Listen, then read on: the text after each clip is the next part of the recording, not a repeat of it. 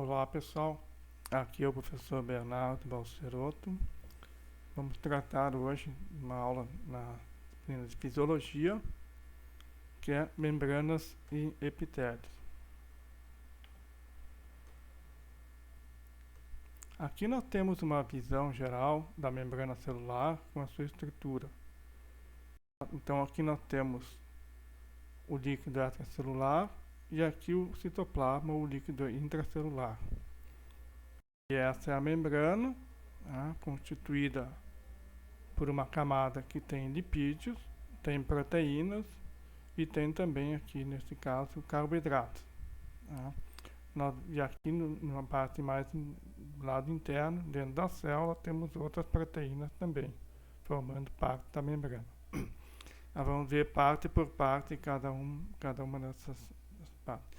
Lembrando que essa membrana, a estrutura dessa membrana que estou colocando aqui na membrana plasmática, também é o mesmo tipo de estrutura quando a gente fala de membrana de organelas. Então a membrana é constituída pelo quê? Aqui está a membrana celular, constituída por lipídios. Temos aqui então, pode ser colesterol, pode ser fosfolipídios, e juntos formam uma bicamada lipídica. Então são duas camadas de lipídios, nós vamos ver no desenho com mais detalhes. Também existem carboidratos e proteínas. Carboidratos, junto com lipídios, formam glicolipídios e junto com proteínas, glicoproteínas. Tanto lipídios como glicoproteínas têm funções que estão relacionadas com a estabilidade estrutural da membrana, reconhecimento celular e resposta imune. Aqui então temos um detalhe mais ampliado aqui da bicamada lipídica. Então essa aqui é uma camada de lipídios e aqui é outra camada de lipídios. Certo? Então aqui nós temos, está mostrando basicamente fosfolipídios. Certo? Então aqui temos um fosfolipídio. Vejam que aqui é o meio extracelular, é um meio aquoso, e aqui no citoplasma, meio intracelular, também um meio aquoso. Então, essa porção aqui do lipídio, que são as cabeças ou partes hidrofílicas, ficam voltadas sempre para o meio aquoso. E as caudas ou partes hidrofóbicas ficam voltadas para o interior da membrana, longe do meio aquoso. Isso é um processo puramente físico. Os lipídios existentes na membrana, então, formam a bicamada lipídica. Temos glicerofosfolipídios, colesterol, cadeia de ácidos graxos ligados aos glicerofosfolipídios. Se são ácidos graxos insaturados, principalmente, como oleico e linoleico, a membrana ela é mais fluida. E se são ácidos graxos saturados, a membrana é mais rígida. Então, por exemplo, ácido tiárico e palmítico. Então, dependendo do que tem na membrana, ela vai ser mais flexível ou mais rígida. E os glicerofosfolipídios, que tem essa cauda hidrofóbica, a principal deles é a fosfatidilcolina, mais de 50%, e maior conexão através das caudas hidrofóbicas. E quanto mais colesterol, mais rígida e menos permeável fica a membrana. As proteínas nós podemos dividir em três tipos: integrais, periféricas e associadas. As integrais são mais fortemente ligadas, têm uma mobilidade restrita, porque as proteínas não estão necessariamente fixas na membrana, elas podem se deslocar um pouco nela, importante para a microestrutura. As periféricas estão mais soltas na atividade enzimática, de ligação de proteínas e moléculas sinalizadoras. Isso nós vamos vendo aos poucos ao longo das demais aulas. Associadas, localizadas extra ou intracelularmente, estabilização das membranas, adesão célula-célula, endocitose, motilidade. Aqui alguns exemplos. Então essas aqui são proteínas integrais, certo? Vejam que elas ocupam todo o espaço da membrana, toda a espessura, diferentes tipos aqui, de proteínas, diferentes formatos. Aqui é uma proteína periférica, está ligada aqui num lipídio, certo? E aqui, esta aqui é uma proteína periférica, está junto numa proteína integral, mais localizada intracelularmente.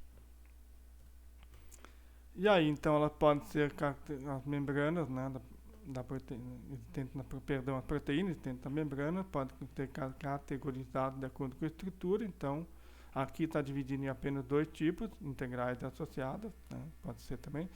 E as funções, então, transportadores de membranas, estruturais, na estrutura, né? Então, as junções entre as células e o citoesqueleto.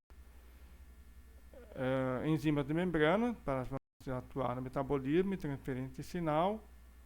Pode ativar também receptores de membranas, são proteínas que são receptores de membranas, são importantes para a ativação de endocitose, receptora mediada por receptor, e também para aqui alguns canais. Então aqui o transportador de membrana, temos proteínas carregadoras, que mudam o formato, vamos ver daqui a pouco, canais de proteína também vamos ver, que podem ter canais que estão sempre abertos e canais gated, aqui são canais que abrem e fecham, dependendo da situação.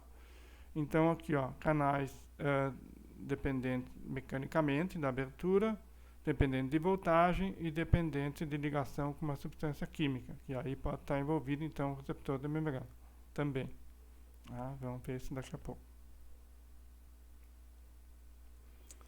Bem, a permeabilidade da membrana, ela depende de onde nós estamos considerando. Então, na bicamada lipídica, vai ser alta para substâncias apolares, óleos, por exemplo, gases como oxigênio, gás carbônico e nitrogênio, e baixa para substâncias polares como íons e glicose, e mesmo para a água também é relativamente pobre.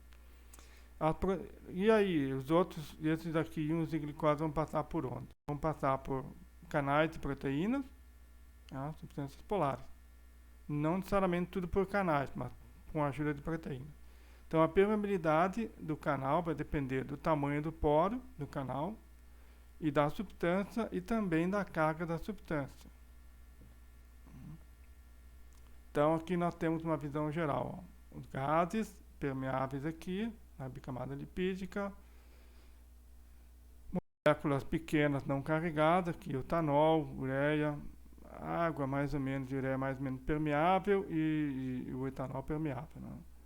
Moléculas maiores, não como glicose e frutose, não passa, íons também não passa pela bicamada, e outras moléculas carregadas, polares aqui, aminoácidos, etc, também não vão passar por aqui, tá? Pela bicamada lipídica. Bem, quais são os tipos de transporte que podem ocorrer na membrana? Dependendo do tipo de energia, né? Alguns tipos requerem energia, ATP. Então, endocitose, exocitose, fagocitose, transporte ativo primário. Aqui ele vai criar um gradiente de concentração para o transporte ativo secundário. Nós vamos ver daqui a pouco. Ou tem tipos que não existem energia, tá? Além daquela da própria deslocamento molecular. Então, difusão, que pode ser difusão simples, simplesmente passa ou por um canal ou por pela bicamada lipídica, canal aberto no caso. Difusão facilitada, então aí requer uma proteína de membrana, tá? Também para o transporte ativo secundário e também para o transporte ativo primário, tá? E aqui esses outros aqui, endocitose, exocitose, fagocitose, exigem então uma vesícula ligada à membrana, que vamos ver depois também. Bem, existe na internet, nesse site aqui, uma classificação de todos os sistemas de transporte que existem, não só nos humanos, mas também nas plantas, bactérias, fungos, que tiver, tá? Então, que alguém que tiver interesse em ver todos os detalhes pode entrar nesse site. Não está incluído endocitose nesse sistema. Esse site é atualizado periodicamente. Bem, vamos ver aqui então a estrutura geral de um canal na membrana. Então, o canal da membrana, ele é formado por uma proteína, tá? Essa proteína tem um poro, certo? É o canal, no caso, né? O canal. E ele tem um filtro de seletividade, que vai determinar então o que vai passar aqui. Aqui, no caso, alguma coisa está passando de dentro para fora, tá? E aqui teria uma estrutura mais tridimensional, assim, para mostrar mais a formação do canal, certo? Bem, quais são os tipos de canais que existentes? Então, existem canais de sódio, canais de potássio, cloreto, cálcio, canais de água, chamados de aquaporina. Existem outros tipos de canais, mas aqui só mencionando um outro também, canais de potencial receptor transitório, o TRP, que é a abreviação em inglês, Transient Receptor Potential. São canais que permitem a passagem de íons, mas não são específicos para, por exemplo, sódio ou potássio. Pode passar sódio e cálcio, alguma coisa, potássio, vários cátions podem passar por aqui, certo? E nós vamos, por exemplo, se a gente vai falar de canais de sódio, vamos ver depois um exemplo ali, né? Tem vários tipos de canais de sódio, vários tipos de canais de potássio. Mutações ou defeitos no funcionamento dos canais podem levar a doenças. Né? Então, muitos fármacos que existem no mercado, a ação deles é justamente nos canais. Tem alguns que são mais óbvios, já agir nos canais, vão agir nos transportadores, nós vamos ver depois, né? Por exemplo, diuréticos, né? Vamos trabalhar nisso aí. Então aqui nós temos, um canal, ele pode ter também o que? Ele pode ter cargas. Então essa carga aqui, ela pode determinar que tipo de íon vai passar. Tá? Um outro detalhe importante é que nós analisamos o seguinte, o íon sódio, aqui nesse exemplo, aqui está em preto, ele é menor que o césio, certo? Que é também um íon monovalente. O detalhe é o quê? Que hidratado, o sódio é maior que o césio, tá? Então aqui quando ele vai entrar no canal, ele perde parte da sua hidratação aqui para poder passar pelo canal. Mas o césio fica menor ainda. Então, embora ele esteja maior, como a hidratação dele ocupa um espaço menor, é mais fácil ele passar pelo canal. Tá? Então, quando se considera só o tamanho do íon ao passar o canal, mas também a carga dele e também como é que ele fica o tamanho hidratado, que está sempre no meio aquoso. Aqui temos um desenho mais específico, mostrando então a estrutura do canal aqui, certo? Essa parte aqui está mostrada aqui. Aqui é uma visão tridimensional do canal. E aqui, essa estrutura aqui, ela foi colocada bidimensionalmente. Tá? Então, esse é um canal aqui, ó, canal de sódio tipo V, porque ele é voltagem sensível, voltagem dependente. Tipo 1.4, quer dizer, existem dezenas de tipos de canais de sódio. Mas o que interessa saber que existem dezenas de tipos de canais de sódio? Porque quando se vai trabalhar com determinado fármaco, para, digamos, inibir ou ativar um canal, quanto mais específico aquele fármaco for, menos efeitos colaterais ele vai apresentar. Tá? Se for um fármaco que age em todos os tipos de canais de sódio, obviamente vai ter um monte de efeito colateral. Agora, se ele agir especificamente nesse canal aqui, poderá ter uma ação mais específica. Certo? Então aqui, ó, aqui está mostrando aqui. Cinza claro é o domínio voltagem sensível, certo? Ou seja, é para a percepção da voltagem da célula, que nós vamos tratar disso mais tarde. Né? Aqui pontos azuis, vermelhos e verdes são cargas negativa, positiva e resíduos aromáticos desse canal aí, certo? Algumas coisas vão parecer um pouco nebulosas para vocês nessa apresentação aqui, mas depois, quando a gente for falar de outras coisas, né, e adiante na disciplina, vocês poderão perceber melhor a utilidade disso. Aqui, então, que eu já comentei para vocês, dos tipos de canais que podem ocorrer na membrana, nós temos aqui um canal voltagem dependente, ou seja, ele vai abrir ou vai ficar fechado ou aberto, dependendo da carga da célula. Nós vamos ver depois como isso muda, né? Ligando dependente, aí depende o que? Uma determinada substância deve se ligar no canal ou no receptor aqui do canal, né, específico para essa substância, e aí esse canal só abre quando essa substância se ligar. Uma outra possibilidade também é um canal mecanodependente. O que é um canal mecanodependente? Se houver uma deformação mecânica ou física da membrana, o canal poderá abrir. Tá? Muito bem. Seguindo. Aqui vamos ver alguns sistemas de transporte, então. Então, aqui nós temos o uniporte, seria simplesmente uma substância passando por um lado da outra membrana, através de uma proteína transportadora, certo? Aqui não é necessariamente, não é um canal aberto, certo? A proteína tem que, a substância se liga à proteína, a proteína muda a estrutura e passa a substância de um lado para o outro da célula. Existe o sistema de cotransporte, que nós podemos ter um simporte, que aí 2 ou 3 substâncias passam para o mesmo lado da membrana. Ou podemos ter um antiporte, em que uma ou 2 substâncias, elas passam, então, uma substância para um lado e uma para o outro, geralmente é uma para uma. Uma entra e outra sai. Então, é um antiporte.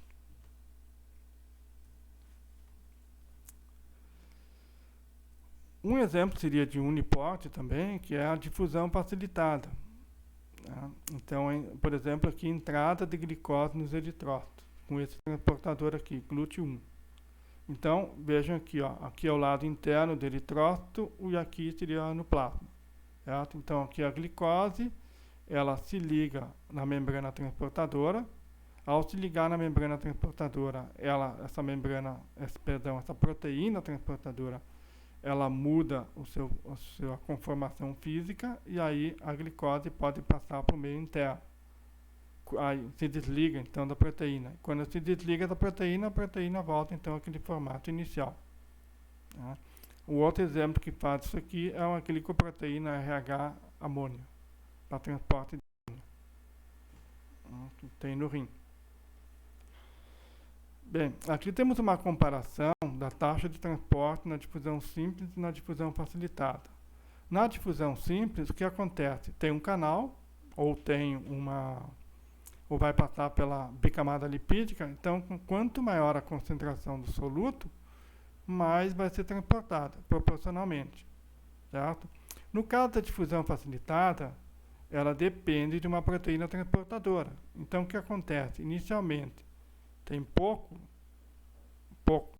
soluto, pouca glicose, por exemplo, a taxa de transporte é alta, porque tem muita proteína transportadora livre.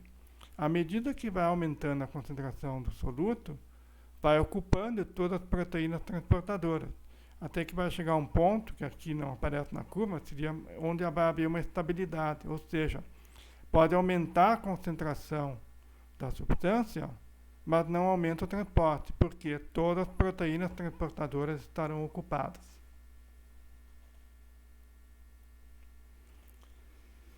Aqui uma comparação entre o transporte ativo primário e o transporte ativo secundário. No secundário são aqueles simporte e antiporte que nós vimos antes.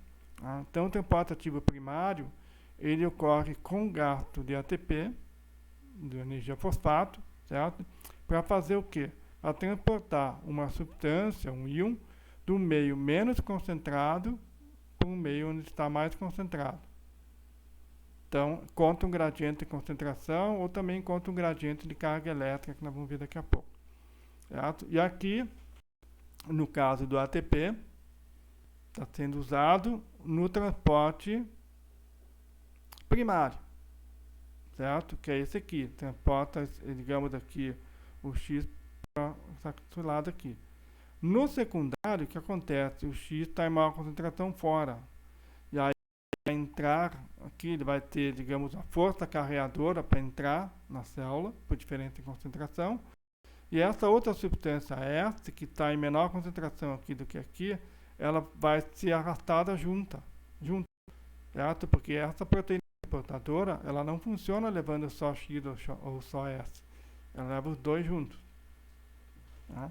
Então, o transporte ativo secundário, ele em si não gasta energia, mas ele depende que o transporte ativo primário cria o gradiente de concentração para uma das substâncias serem transportadas. Vamos ver daqui a pouco como. Aqui tem um exemplo de transporte ativo primário, que é a bomba de sódio e potássio. Então, como é que funciona isso aqui? Vamos ver aqui a partir do 1, certo? Temos a ligação do sódio que está no citoplasma, certo? ele é estimulado quando há a ligação do fosfato aqui, da energia fosfato, com o transportador, que é a bomba sódio potássio. Né? Muito bem. Aí a seguir, essa ligação aqui faz com que a proteína mude o formato e solte o sódio para fora da célula, onde está em maior concentração que dentro da célula. Então, conta o gradiente de concentração. Tá? Além disso, fora da célula, a célula ela é negativa em relação ao meio externo. Então, o sódio está indo também contra um gradiente elétrico. Né? Muito bem. Ao acontecer isso, vai ficar livre, então, sítios para ligação do potássio, que se liga aqui. Está em baixa concentração aqui e alta concentração dentro. Também vai por isso. Certo? Aí o que acontece? Quando o potássio se liga, é utilizada a energia da ligação fosfato. E aí muda a estrutura da proteína de novo para deixar o potássio entrar. Tá? Aí o potássio entrou. Então o ciclo se repete de novo com a ligação do sódio. Um outro exemplo de transporte ativo primário é a bomba hidrogênio-potássio, que ocorre no estômago para a produção de ácido clorídrico. Então aqui basicamente temos o quê? Secreção de hidrogênio para dentro do lume do estômago e captação de potássio. Tá? O que está faltando mostrar aqui, que não aparece, seria a liberação de cloreto por um canal. Aí combina hidrogênio e o cloreto, que é o ácido clorídrico, formando ácido clorídrico. Certo? Então isso ocorre na célula parietal do estômago. Um transporte ativo primário também. Aqui é um exemplo de transporte ativo secundário, certo? Então aqui nós temos glicose e sódio, que funcionam junto para a entrada de glicose no intestino, no enterócito. Agora, para o sódio entrar, o que tem que estar acontecendo? Tem que estar baixa a concentração do sódio aqui dentro. E o sódio é retirado daqui pela bomba de sódio e potássio. Vai sódio para o sangue e entra potássio na célula. Então a concentração de sódio fica baixa aqui e permite então criar um gradiente que favorece a entrada de sódio. O transportador aqui, que é um simporte de glicose e sódio, só vai funcionar quando houver a ligação de sódio e glicose. Aí então arrasta a glicose para dentro. E depois daqui, por difusão facilitada, temos o que? Alta concentração de glicose aqui em relação ao sangue. Então a glicose sai por difusão facilitada. Tá? Aqui temos um uniporte. No endoectocitose, temos o que? Na endocitose são formados aqui como que uns pseudópodos aqui para envolver o que deve entrar. Tá? Forma-se uma vesícula e depois a vesícula poderá então ser degradada e o conteúdo aproveitado. E na ectocitose, o conteúdo fica dentro de uma vesícula, a membrana da vesícula se funde com a membrana da célula e o líquido abre então essa parte aqui da membrana e o que está dentro da vesícula é liberado para fora da célula. E falando especificamente dos epitélios, porque nós falamos só da membrana, né? Então os epitélios têm duas membranas, uma membrana apical ao lado do lúmen do órgão e a membrana basolateral ao lado do líquido extracelular. Né? E como é que vai atravessar um epitélio? Então pode ser via ou canal paracelular. Então é uma via entre as células. Aí entre as células existem umas proteínas chamadas claudinas e ocludinas que vão determinar quão unidas estão essas duas células, certo? Então essa via paracelular ela pode ser mais fechada ou mais aberta, dependendo da presença dessas claudinas e ocludinas. E a via transcelular implica atravessar as membranas apical e basolateral. Veja que aqui não está passando por membrana nenhuma. Então aqui no desenho, essa aqui seria o lume, certo? Aqui, digamos, uma membrana com microvelocidades. E então isso aqui é a membrana apical. E o restante aqui, é a membrana basolateral, tá? Tudo isso aqui é membrana basolateral. Certo?